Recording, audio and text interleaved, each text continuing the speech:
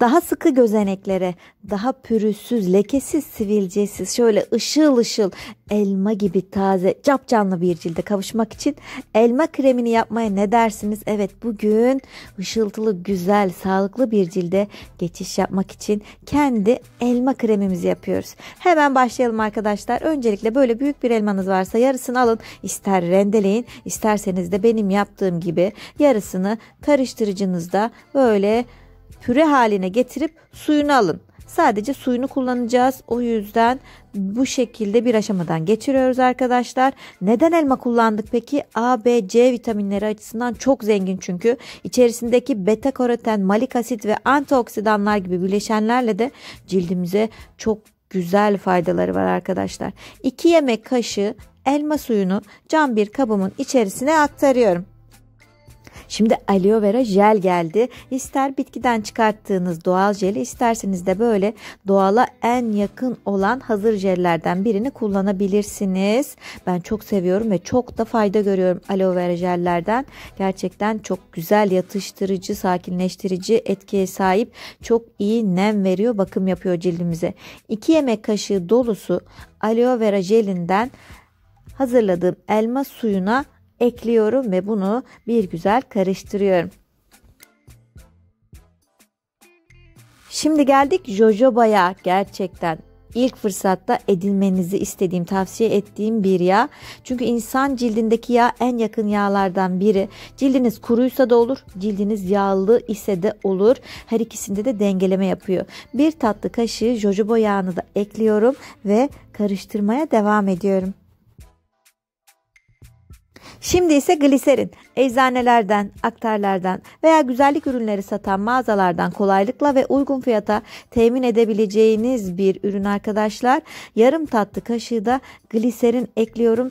Leke açmada ve nem vermede çok etkili ve E vitamini gerçekten kırışıklıklara çok iyi gelen, çok güzel nem veren bir ürün arkadaşlar. E vitamininden de 7-8 damla ekliyorum ve karıştırmaya devam ediyorum. İşte bu kadar. Sadece birkaç dakikamı ayırdım ve kendi doğal elma kremimi yaptım. Cam bir krem kabına aktarıyorum hazırladığım karışımı. Bakın şu anda çok katı değil. Biraz daha jel kıvamında. Bunun ağzını kapatıyorum. Bu şekilde 2 hafta buzdolabında muhafaza edebilirsiniz arkadaşlar. Hemen şöyle ellerime bir süreyim.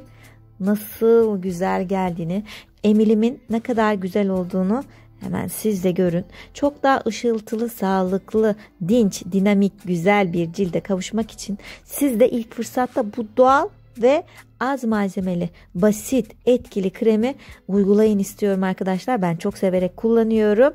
Bunu cildimize de uygulayacağız, yüzümüze de uygulayacağız. Ama önce ne yapalım? Kanalımıza abone olup bildirimleri açalım ve altyazılardan da dilediğimiz dili seçerek daha anlaşılır bir şekilde videomuzu izlemeye devam edelim. İşte elma kremimizi bu şekilde hazırladık arkadaşlar. Misler gibi oldu. Ben çok seviyorum.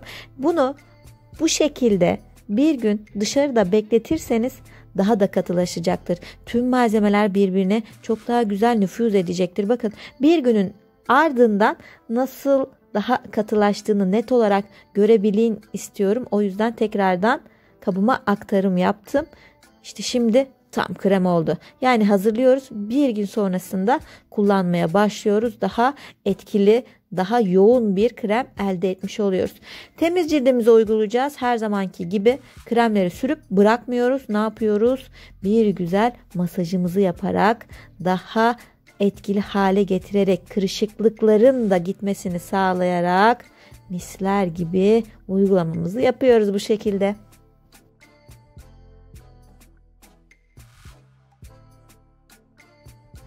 Boyun sarkmalarımız, yanak kenarında sarkmalarımız var ise, alnımızı çattığımızda kırışıyor, göz altlarımızda çizgiler, kırışıklıklar var ise bu şekilde elma kremimizi masaj yaparak uygularsak etkilerin çok daha fazla olduğunu görürsünüz arkadaşlar. Her akşam yatmadan önce cildinizi temizleyin ve bu güzel doğal kremi yapın lütfen. İzlediğiniz için hepinize çok teşekkür ediyorum. Fayda görmeniz, kullanmanız dileğiyle alta o güzel yorumlarınızı da bekliyorum. Kendinize çok iyi bakın. Hoşçakalın. To get a vivid and bright skin like an apple, try to use this apple cream. Hope you like, try and share your comment with us. Thanks for watching. Bye bye.